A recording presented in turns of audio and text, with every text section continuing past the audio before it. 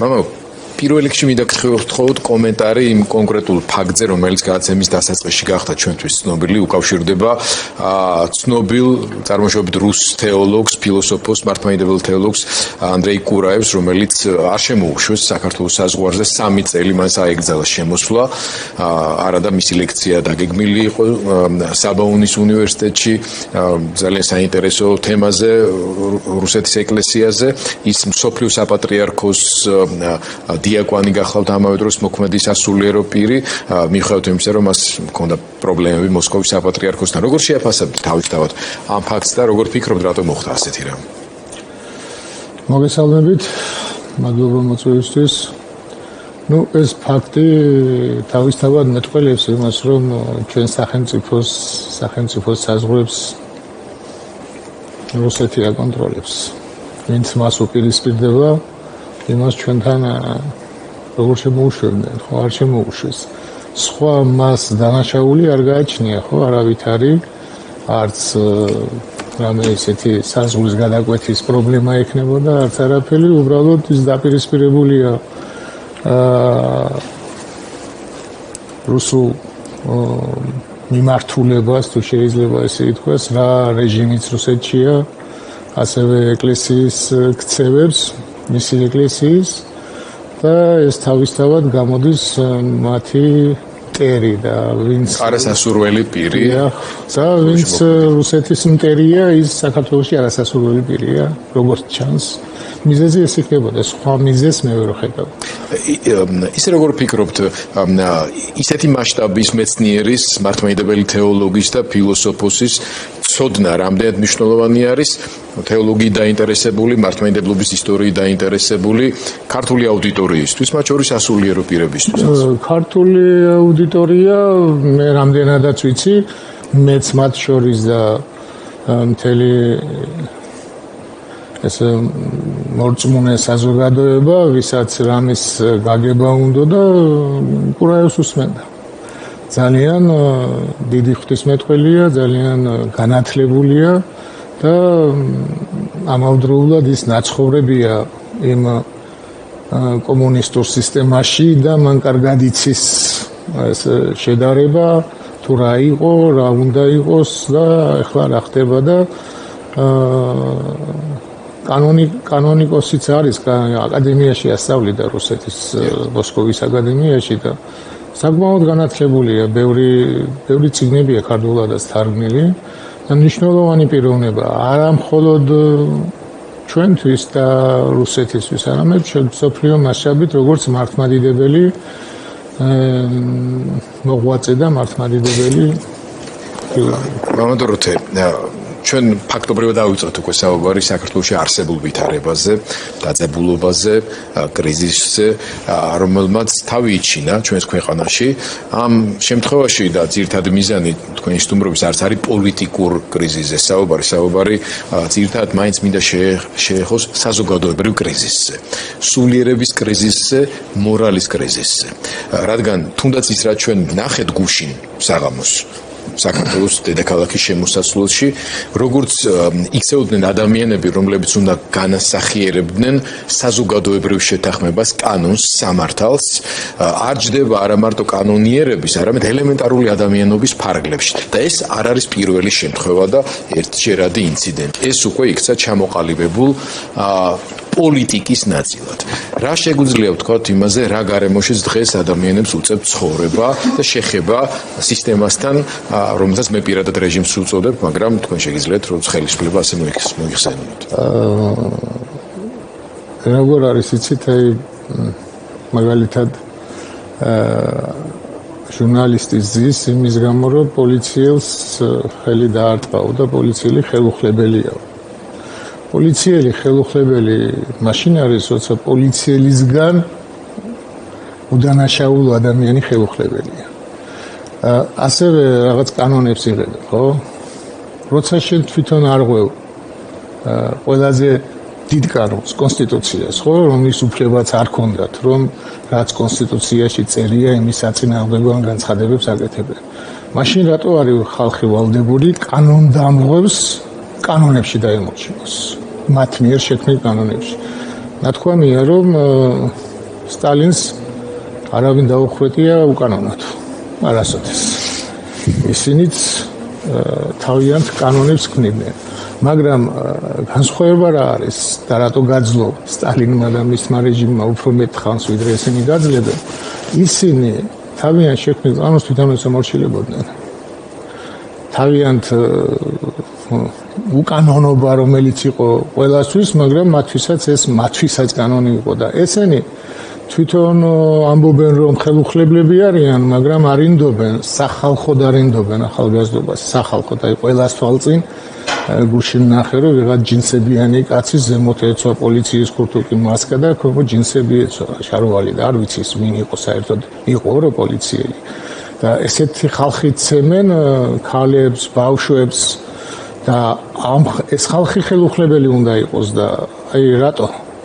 იცით არსებობს რაღაც ზნეობრივი მორალური კანონები, რომელიც საფუძვლად უდევს, ხო, ყველა სახელმწიფოს კანონს რაღაცა მორალური კანონები უდევს. შინაგანი ადამიანური კანონები და ან ყოველგვარ მორალს როცა გადასული ხარ, მაშინ შენ მიღებულ კანონს რა აზრი აქვს? უაზრობაა ეს ყველაფერი. შეუძლებელია ამით ადამიანები შეაკავონ და თქვან რომ ეს კანონია, როცა თვითონ ხარ კანონდამტყვევი. ყველანაირად კანონდამტყვევი ხარ, მთელი მსოფლიო გეუბნება რომ ძალადობ შენს ხალხზე. თუ შეიძლება მე აი როგორ არის იცით ეს რაღაცა დემაგოგიები და რაღაც ესეთი მებს უშვებენ ეს რომელსაც შეიძლება წამოეგოს მორწმუნე ადამიანი. ეს რუსული ესეთი ის არის სწავლებები, რომ აი მაგალითად ვისაც ევროპა უნდა, ის არის აუცილებლად რაღაც LGBT ან მის ფარველი ან რაღაცა და ამით ბევრია შეჩინებული სხვათა შორის რაღაცები მართლა ხო არ არის ესე. და ერთი მაგალითი მინდა მოვიყვანო ბიბლიიდან მოსე წინასწარმეტყველი მიცის ყველა ხა არ დავიწყებ ახსნას ვინ იყო მოსე კაცი იყო რომელიც ღმერთს ესაუბრებოდა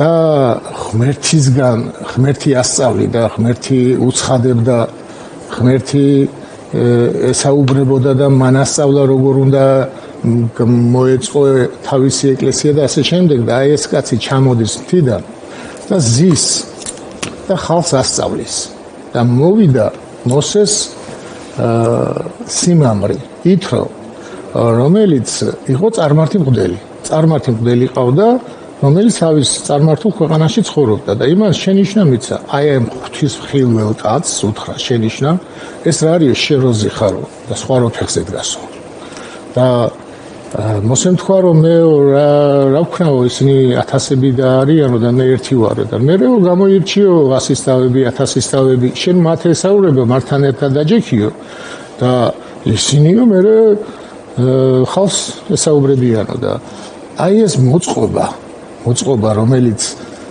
უფრო სამართლიანი იქნებოდა მოსემ წარმართისგან ისწავლა მოსემ არა ჩვენ ვიღაც არამედ მოსე რომელიც ღმერთს ხედავდა და ღვთის ზურგი დაინახა წარმართს დაუჯერა და ესე მოაწყო როგორც მან უთხრა ხო ანუ როგორი რაღაცა არის იცით რომ ნებისმიერი რომ შენ არ მიგაჩნია ის სწორმორწმუნედ იქნება თუ როგორ იქნება ვინც არ უნდა იყოს თუ ის რაღაც საქციელს სწორად აკეთებს შევალდებული ხარ გადმოიღო და მით უმეტეს ახლა ჩვენ რაში გვდებენ ბრალს ხო უსამართლო სასამართლოში არის უსამართლო სასამართლო არის ხო ყველა ქართულს განსხვავებას იმაში რომ საკუთარ ხალხს ქუჩაში ვცემთ და კლავდან უაკეთებთ ამას უგებნებიან იმიტომ ჩვენ მე ევროპა ჩვენი მას კი არ გვეუბნება რომ თქვენ ღმერთთან არასწორად ხართ ეს არ თქვენ ჩვენთვის შენი რწმენა არის გვეუბნებიან ხო არავინ არ გვიგზავნავ ჩვენს რწმენას ისინი გვეუბნებიან რომ უსამართლოდ ექცევით საზოგადოებას და იმათ ეს სამართლიანად აქვს აღებული და მე ძალიან მინდა რომ ის სამართლიანობა გადმოვიდეს ჩვენს ერში. ძალიან მინდა რომ ევროპული სამართლიანობა იყოს საქართველოში და ეს სრულებითაც არნიშნავს ჩემი რწმენის უარყოფას. მე მგონი პირიქითაც არის, რა თქმა უნდა, ეს მაგრამ აი ასეთი კითხვა მინდა დაგისვათ. თქვენ შემთხვევით არ შემოიტანეთ ჩვენი ქვეყნის საგარეო პოლიტიკური ორიენტაციისა და ევროპისკენ სწრაფვის ამოცანა, როგორც საერთო ეროვნული მიზანი, რომელიც კონსტიტუციურად არის ამავე დროს გამტკიცებული. მაგრამ საერთოდ რომ ევროპა არ არსებობდეს დედამიწის ზურგზე. ხო იძახდა პენდუկის ცნობილი გამონათქვამი, წარმოვიდგინეთ, რომ კავკასიის ქედს მიღმა რუსეთი არ არსებობს, ისე სადო ცხოვრებაო, ხო? წარმოვიდგინეთ, რომ ევროპა კი არა საერთოდ არ არსებობს ეს სივრცე. ჩვენ რა პრეტენზიებიც გვაქვს ამ რეჟიმის მიმართ. ჩვენ რაზეც ღიზიანდებით, ბრაზდებით და გვიჩდება პასუხის მოთხოვნის სურვილი. ეს რამე ევროპას უკავშირდება ამერიკის შეერთებულ შტატებს, რომ წაქცეულ ადამიანს ხელისუფლების წარმომადგენელი ფორმით თავზე არ უნდა ახტებოდეს და დახტოდეს. ჟურნალისტი კი არა, უბრალოდ ადამიანს, წაქცეულ ადამიანს, რომელსაც არაფერი დაუშავებია, მის თავზე ფეხით არ უნდა დახტოდნენ ეგრეთ წოდებული პოლიციელები. ამას ევროპის ყოფნა არ ყოფნის თემასთან რამე კავშირი აქვს საერთოდ? ჩემი კითხვა რაში მდგომარეობს? ის, რასაც ჩვენ გვასწავლის მართლმადიდებლური ქრისტიანობა, ის, რასაც გვასწავლის ჩვენი ეროვნული ტრადიცია, ის, რასაც ადამიანობა გვკარნახობს. ამას რატომ უნდა ჭირდებოდეს რაღაცა ტიპის საგარეო პოლიტიკურ ორიენტაციული წიაღსვლები და ასე შემდეგ. რაზე უნდა საუბრობდეს დღეს საზოგადოება და ის ადამიანები, რომელთა სიტყვაც უფრო მჭრელია და მივა მათთან. იმიტომ რომ იზოლირებული საზოგადოებები არის. აქტიური ინდოქტრინაცია მიდის, მათ შორის აი რომ უსმინოთ გუშინ რეებს ლაპარაკობდნენ, მე შეგრემულად დავჯექი და მთელი ღამის განმავლობაში ხმებს უსმენდი ეს პოლიციელები ამ სპეცრაზმის წარმომადგენლები რას ამბობდნენ, არა მარტო შეურაცხყოფები, აი რას ეუბნებოდნენ ამ ხალხს, რა ბრალდებებით იყვნენ როგორ მოიხსენიებდნენ, რაში ადანაშაულებდნენ. ერთი იმედი პოზიტივი რასაც აკეთებს, ანუ კობახიძის და სხვების ნარატივები დაზეპირებული, დაჯერებული, ეზიზღებათ ეს ხალხი. და ეს სიძულვილის ენა არ არის მარტო ენა, ასეთ შემთხვევაში ნავარჯიშებ მუსკულატორულ ტიპებში ეს უკვე არის მოქმედებაც, რასაც ვხედავთ ჩვენ. მაბატეთ ამ ხელა, ასე ვთქვათ, მიმოხილვისთვის სიტუაციის უბრალოდ არიან ადამიანები, რომელთაც შეიძლება უკეთესად ესმოდეთ მათ შორის ამ შეცდომაში შეყვანილ ადამიანებს და ამიტომაც იმსახურებთ პირადად ჩემი მხრიდანაც ასეთ პატივისცემას, რომ თქვენ ამაზე საუბრობთ, იმიტომ რომ თქვენ წესით უფრო მოგისმენენ ვიდრე არასამთავრობო ორგანიზაციებს, მედიას და ასე შემდეგ.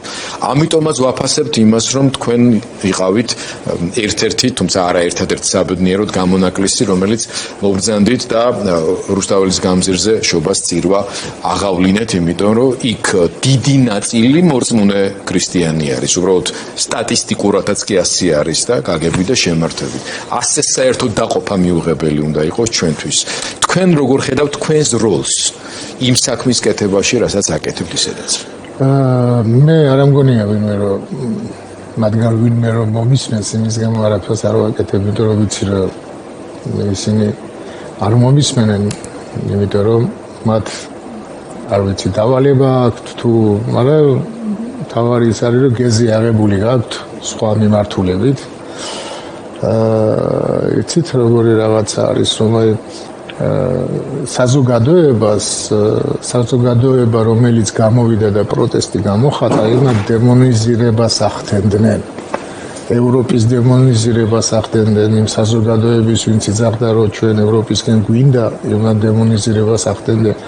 თვითონ ორი ფეხით შესვლაც ეს დემონიზირება იყო ეგრეთ წოდებული. ცალი ფეხით.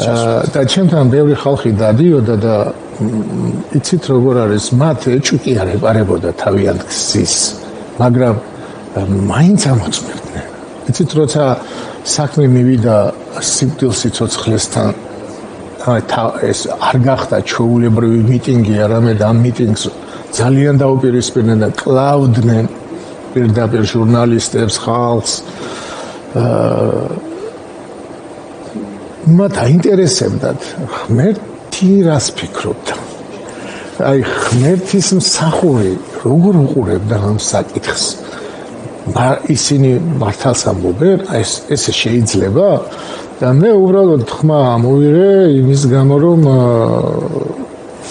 მივხვდი რომ ეს ხალხი მართალ გზაზე იდგა ეს ხალხი უკვდავ იდეას ემსახურებოდა ეს უკვდავი იდეა არის თავისუფლება დამოუკიდებლობა ეს შეიძლება რუსებმა რამოდენიმე წლით გააჩუმეს ტყვით გააჩუმეს ხოთაშორის ტყვის გარეშე ვერ გააჩუმებდნენ კომუნისტები საქართველოში ამ იდეას ეს იდეა გააჩუმეს ის ხალხი მოკლეს და გააჩუმეს მაგრამ ეს იდეა ისევ აღმოცენდა ანუ ეს იდეა რაც არ უნდა გააჩუმოს საქართველოს თავისუფლება და საქართველოს დამოუკიდებლობა შეუძლებელია ამაზე ისევ არ აღმოცენდეს ახალგაზრდობა ვინც გინდა ამიტომ მე მივხვდი რომ ეს ხალხი მივხვდი კი არა ანუ ვიცოდი მაგრამ მივხვდი იმ გაგებით რომ არ მიდიოდა ჩვენი თავისუფლებისკენ და დამოუკიდებლობისკენ და არც ორი ფეხით შედიოდნენ ევროპაში მთავრობა ეგრეთ წოდებული თქვენ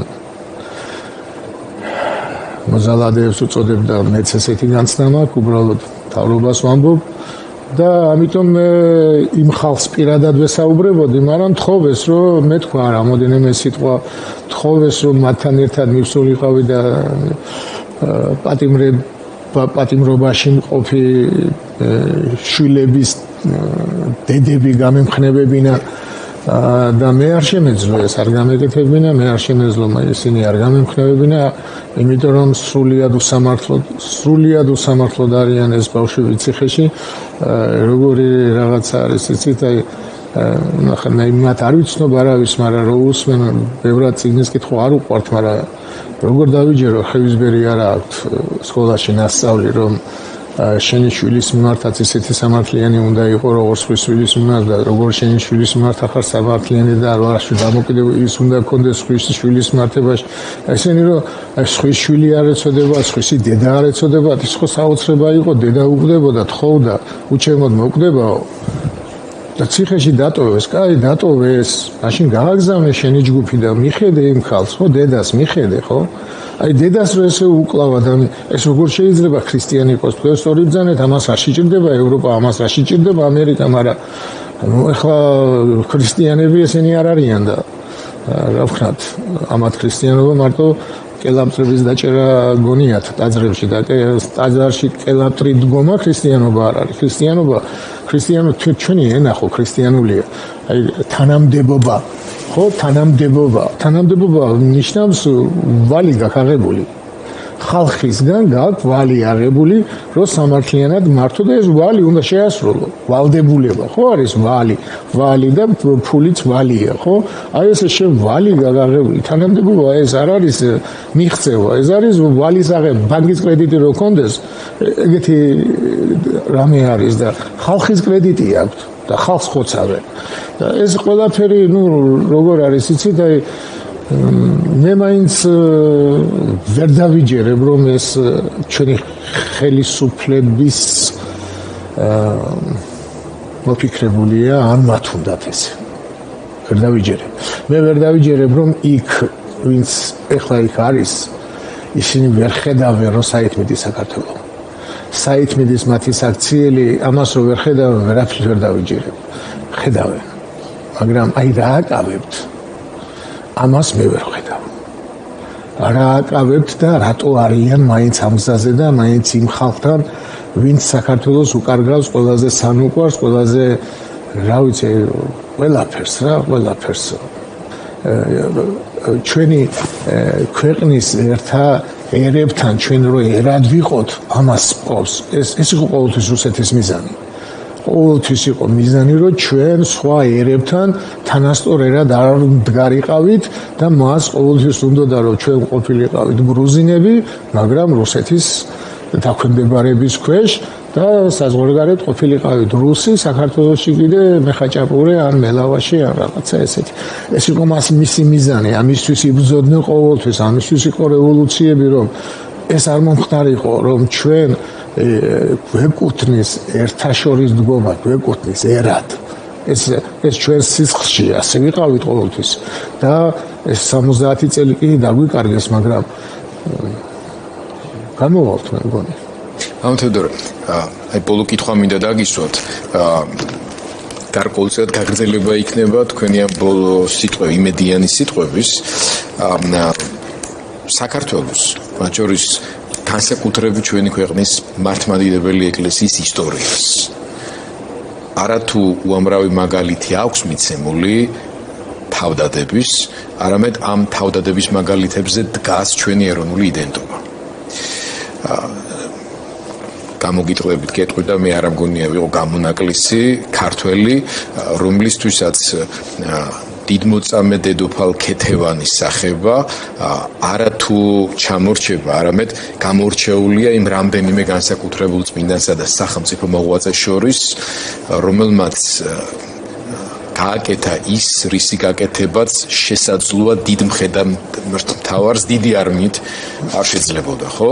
და დღესაც აი ჩვენ ვხედავთ საქართველოს ქუჩებში, თბილისში და სხვაგან ქართულ ქალებს, რომლებსაც ყველას თავისი შესაძლებლობის უნარის ფარგლებში თავისი მისია აკისრიათ, მაგრამ აშკარად თავიანთ შესაძლებლობებზე მაღლა დადგნენ. ეს ადამიანები აკეთებენ იმაზე მეც, რაც ერთმა ადამიანმა შეიძლება გააკეთოს. იმხელა რისკების წინაშე არიან და ამავე დროს იმხელა ოჯახური თუ სხვა სახის ვალდებულებების წინაშე. ჩემი შეკითხვაც ქალები შეგნებულად გამოვყავენ, მამაკაცების როლს არ ვაკნინებ არც ერთ შემთხვევაში, მაგრამ რას ეტყოდით ქართველ დედებს? რას ეტყოდით განსაკუთრებით ქართველ პედაგოგებს, რომელთა უმრავლესობასაც ქართველი ქალები წარმოადგენენ?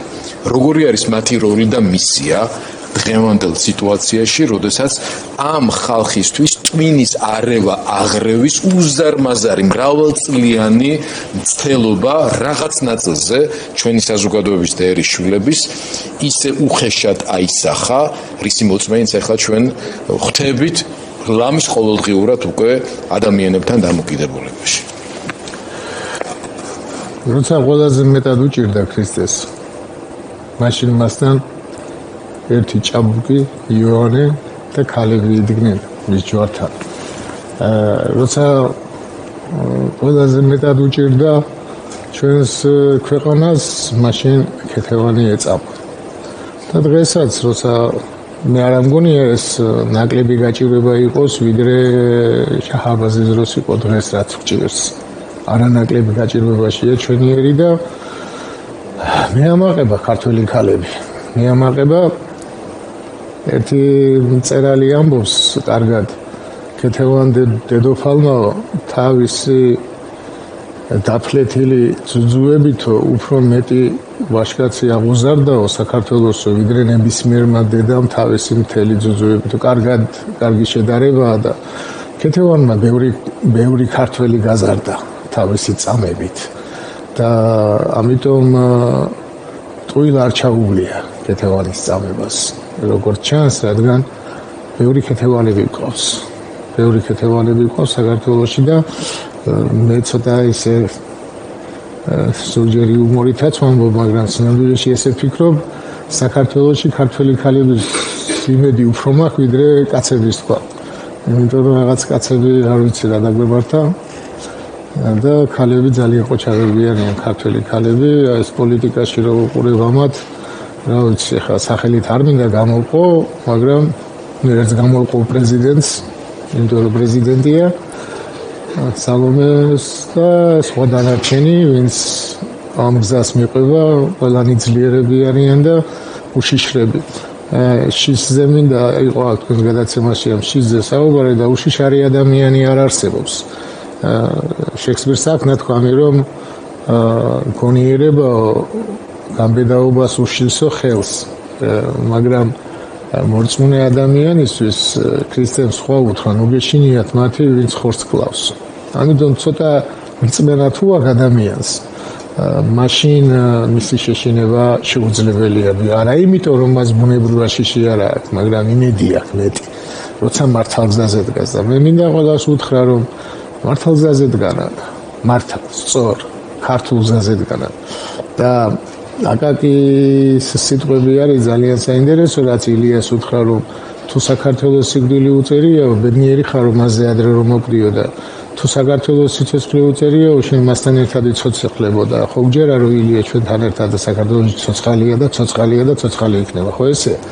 აი ეს ყველა ვინც ამ იდეას ემსახურება, ვინც ამ თავისუფლებას ჩვენს დამოუკიდებლობას, ეს არ არის პარტიათა შორის ბრძოლა, ეს ძალიან უნდათ რომ ნაციონალურ მოძრაობაზე გადაიტანონ და თითქოს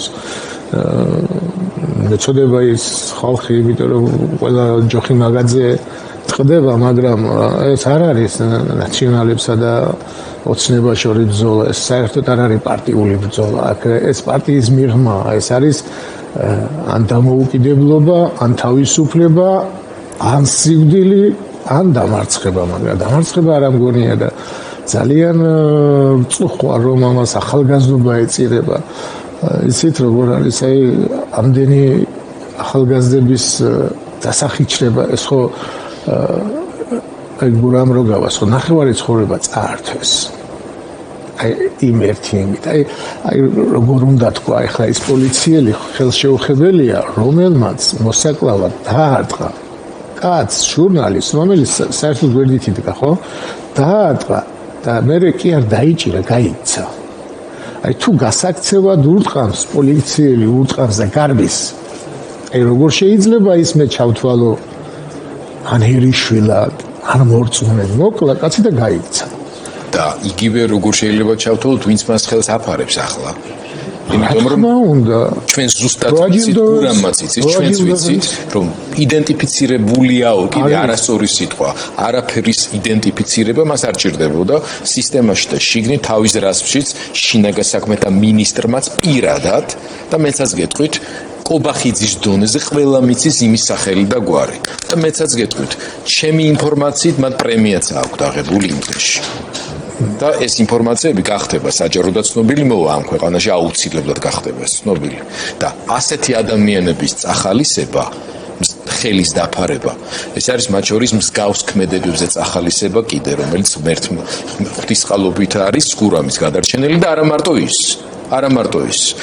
რას ეთყობით მათ შორის ფსიქეში მყოფა და სუდად არის ნათქვამი რომში რომ ფულს სუნი არ აზდისო აზდის ეს ფული სისხლის ფულია აი ქრისტიანობის მერე მით უმეტეს გამოჩნდა რომ იუდას ვერ შეერგო ის მივიდა და დაყარა ის 30 ვერცხლი ის 30 ვერცხლი პატარა არც ისე პატარა იყო მაგფულით მიწა იყიდეს სასაფლაოსთვის და ახლა იერუსალიმში მიწა მაშინაძვირი იღერებოდა და ეხლაც მაგრამ მაინც ვერ გამოიყენა და ეს ქვეყნის გაყიდვაზე აღებული ფული ჯობია სახში არ შეიტანა შვილებს არაჭამა შვილებს არ უყიდონ პური მაგფულით ან კაზინოში დახარჯონ ან სადღაც აი სახში არ შეიტანონ იმიტომ რომ სიცხლის ფული მამნებელია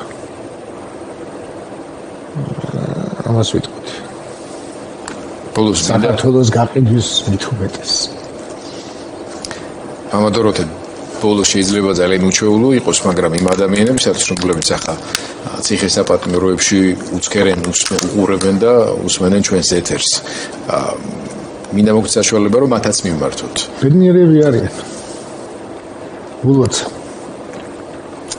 ულოცა იოანე ოქროპირი ულოცავს ერთ კონსულს ელჩს ლევანდელიევით კონსული გახდა და გილოცავ კი არ ეუბნება